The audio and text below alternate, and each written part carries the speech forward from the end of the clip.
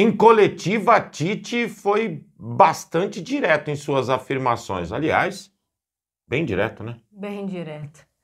Fala, galera rubro-negra! Estamos chegando com mais um vídeo aqui no canal Camisa 10 da Nação. O seu, o meu, o nosso canal de notícias e informações do Flamengo. Esse Flamengo que a gente tanto ama. Mas antes de começarmos com as notícias, gostaríamos de pedir a você que acompanha o nosso canal e ainda não é inscrito, para se inscrever aqui embaixo no botão inscreva-se, ativar o sininho da notificação, porque assim, sempre que postarmos um vídeo novo, você será notificado. E claro, deixar também o seu like e o seu comentário, porque isso ajuda demais o nosso trabalho e é muito importante para nós. E como sempre falamos, é rapidinho. Papum! E deu! Assim é, amigos. Bom, bora começar então com as notícias, porque hoje se inicia aí um outro mês, né? O mês de julho e ó, vai vir recheado de coisa aí, galera. Muitos tantos outros desafios do Mengão pela frente, né? Com certeza. Ô, vocês conhecem Fernando Seabra? Você conhece? Não? Não. É o técnico do Cruzeiro. Ah. Então, esse cara deu uma entrevista coletiva ontem que, sinceramente, me fez pensar, pô, será que a gente assistiu o mesmo jogo? Primeiro, ele reclamou dos 4 minutos do VAR. Detalhe, foi com relação ao pênalti dado para o Flamengo contra eles, que o VAR acabou anulando, e ele ainda reclamou do tempo. Pô, eles foram favorecidos e ainda reclamou do tempo? É, e teve outra reclamação. Segundo ele, no segundo tempo, as bolas do Maracanã sumiram. Galera, o Flamengo não faz isso. Mais uma! O Rossi estava enrolando para repor a bola em jogo. Caraca, tem horas que eu fico doido da vida, que eu acho que o Rossi bate com muita velocidade depois que pega a bola com as mãos. Poderia ter stand-by um pouquinho. Por que disso? Porque muitas vezes o jogador nem está preparado para receber a bola e ele faz aquela reposição muito rápida. Tudo bem, isso é uma arma, mas ontem mesmo a gente viu pelo menos 2 vezes a reposição dele não dar certo. Então eu acho que ele repõe rápido demais. E contra a gente, quantos times não ficam enrolando, que são motivos até de tomar cartão amarelo? Realmente ainda ontem, durante a partida, a gente fica ali de olho nas redes sociais.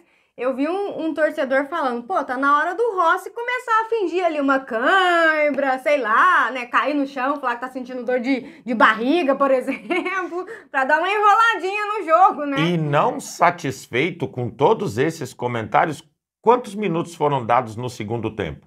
Extra. 8, né? 8 minutos. Segundo ele, foi pouco.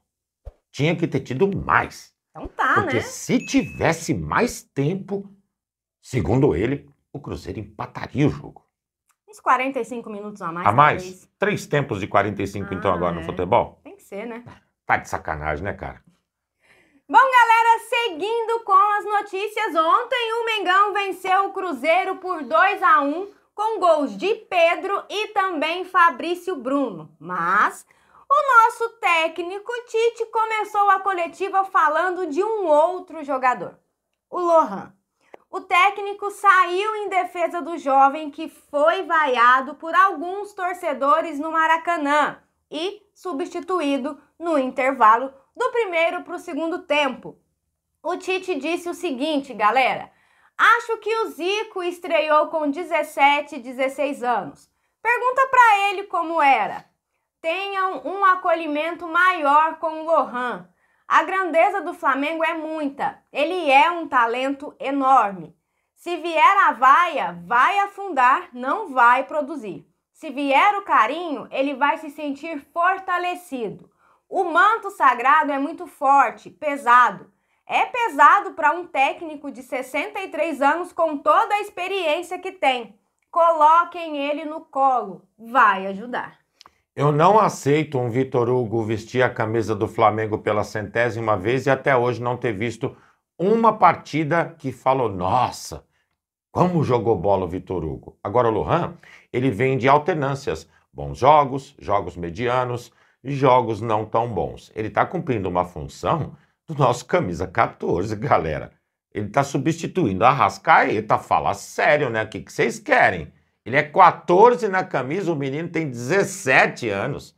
Não dá, não dá. A contrapartida de uma coisa e outra é comparar um cara com 29 anos com um garoto de 17. A maturidade, ela ainda está sendo desenvolvida. A alternância vai existir. Realmente, tem que ter paciência. E a experiência, né? Nós estamos falando de um Arrascaeta, jogador de seleção, né? Um grande atleta. E sim, o Lohan ainda está em formação e a gente precisa ter um pouquinho mais de paciência com a nossa joia. Torcida do Flamengo, vamos! Bom, questionado sobre o afastamento de Gabigol, Tite passou a palavra para César Sampaio, que o acompanhou na coletiva. E ele falou que esse assunto está em uma alçada superior. Ou seja, é tema aí para a diretoria do Flamengo e não para a comissão técnica. E terminou dizendo o seguinte, abre aspas, a gente trabalha com quem está disponível. Olha só. Eu diria o seguinte, isso aí foi mais ou menos assim, galera, me inclua fora dessa. Exatamente. Bom, também perguntaram a Tite sobre a oportunidade dada ao garoto Verton. E essa parte para mim foi sensacional. O Tite disse o seguinte, estamos preparando. O campo e o jogo falam. Um jogo pesado. Nós todos fizemos a preparação da bola parada, ofensiva e defensiva. Eu coloquei, nós precisamos de todo mundo. Falei, se preparem, porque quem não teve chance, vai ter. Passei pelo Verton e falei, entendeu a mensagem, né? Ele virou e falou, captei a visão. Ô Verton, captei a visão, nem o Tite sabia o que isso significava. Ele foi perguntar ali para os auxiliares dele. Pelo amor, Verton. Antes de entrar em campo, o Tite deu uma espanada naquele cabelo do Verton, meio que falando, pô, entra lá e faz a sua, garoto. Mas realmente, Tite é acostumado com tantas coisas, captei a visão, esquisito. Mais ou menos assim, entra lá e seja você, garoto. É verdade. Bom, por fim também falou sobre o Pedro, que a cada jogo, amigos, vem se destacando um pouquinho mais. Segundo o Tite, o Pedro cresceu de uma forma absurda. E a maturidade que ele vem apresentando dentro de campo, em muitos momentos, ajuda muito o garoto Lohan. E realmente, né, o que o Pedro tem demonstrado nessa temporada de 2024 é de aplaudir de pé.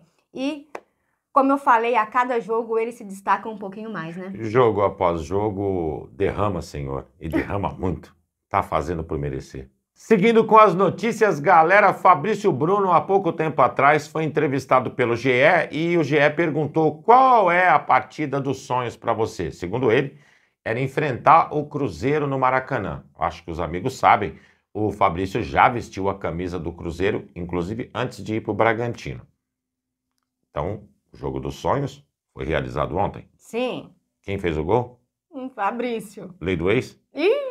Puts, galera. Então, ele conseguiu matar tudo numa cajadada só. Por quê? Primeiro gol do ano, teve a lei do ex, realizou seu sonho, ganhou 3 pontos para o nosso Mengão, fez esse gol, continuarmos líder, dessa vez isolados do Campeonato Brasileiro. Então, Fabrício, tenha mais sonhos e mais desejos. Gostei disso. Também gostei, não Fabrício. É? Bom, galera, seguindo com as notícias, desde que o Departamento de Futebol decidiu cortar o Gabigol do duelo contra o Cruzeiro, também ficou decidido que eles iriam analisar a situação jogo a jogo, para saber se iriam utilizar ou não o jogador na sequência da temporada. Dito isso, para o duelo de quarta-feira diante do Atlético Mineiro em Belo Horizonte, ficou definido que o Gabriel Barbosa não viaja com a delegação. Uma mudança nessa decisão só aconteceria diante de uma improvável reviravolta na negociação em relação à renovação de contrato. Amigos, e antes que comecem a falarem por aí que o Flamengo está punindo o Gabigol por conta aí de tudo isso que aconteceu nos últimos dias, vamos falar um pouquinho do porquê dessa decisão. Vocês se lembram que o empresário de Gabigol deu aí uma entrevista falando que iria começar, né, a procurar um novo clube para o jogador a partir do meio do ano, né, dessa janela de transferências. Pois bem, o Gabigol, amigos, ele já tem 5 jogos pelo Flamengo no Campeonato Brasileiro. Se completar 7, ele não poderá mais jogar por outro clube em 2024. Tendo isso em mente, o que o Flamengo fez? Vamos afastar o Gabigol, né, por esse período aí, para ver se o empresário dele consegue trazer uma proposta viável para a gente não atrapalhar uma possível negociação do jogador com outro clube. Para mim, não está sendo punido em nenhum momento. Claro. Seria punição se o Flamengo falasse, opa, pera lá, ele tem contrato com a gente até 31 de dezembro. Vou utilizar sim o jogador porque eu estou pagando o salário dele e vou ligar o F. Isso sim seria uma punição. Bom, o Marcos Braz falou exatamente sobre isso na Zona Mista. Ele disse o seguinte: o Flamengo não está abrindo mão do Gabriel. O Flamengo ainda tem contrato com o Gabriel até 31 de dezembro. Ele não está afastado de absolutamente nada no dia a dia. Vai treinar nos mesmos horários, vai fazer as mesmas atividades. Somente nesse período curto a gente deu uma segurada, para ver se a gente ajuda o empresário e a decisão do empresário de procurar novos ares. E embora, amigos, o Flamengo analise a situação de Gabigol jogo a jogo, a tendência é que ele não atue pelas próximas 2 semanas, até porque a janela de transferência se abre no dia 10. Mas o Flamengo também se resguarda. Por quê? Caso a gente perca o Pedro por algum motivo, ainda poderemos utilizar o Gabigol em um 6º jogo, sem prejudicar uma eventual negociação do atleta. Por fim, o Braz ainda reforçou dizendo o seguinte: ele só sai no meio do ano mediante a compensação financeira, do contrário, só em 31 de dezembro. É uma resposta direta, tanto ao que falou o empresário, quanto à atitude de Gabriel Barbosa. Fato. Eu acho que o Flamengo não está errado, galera. Seguindo com as notícias, ontem Gerson atingiu uma marca maravilhosa no Mengão. Por que estou dizendo isso? Galera, quem é o articulador do Flamengo?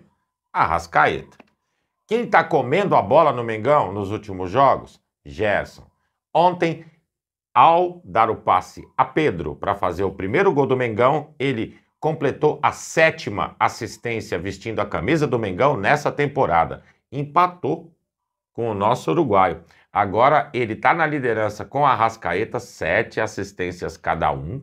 E em segundo vem Pedro e Luiz Araújo com 6.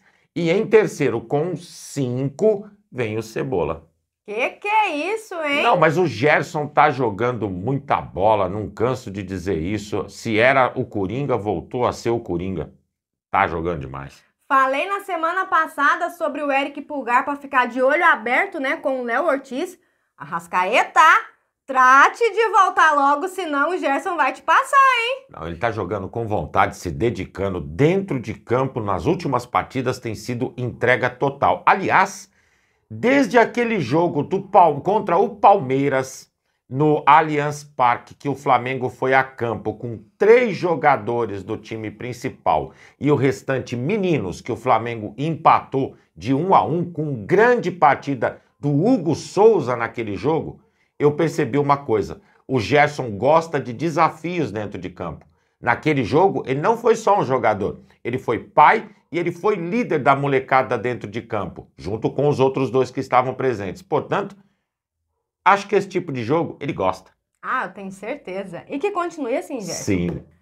Bom, galera, e essas eram as notícias que tínhamos para vocês agora pela manhã.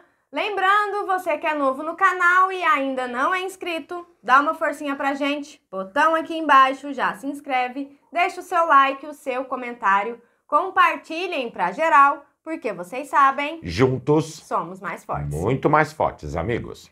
Pessoal, fiquem bem, um excelente dia e semana a todos vocês. Um grande abraço, amigos, e até o próximo vídeo. Amigos e amigas, tchau, tchau.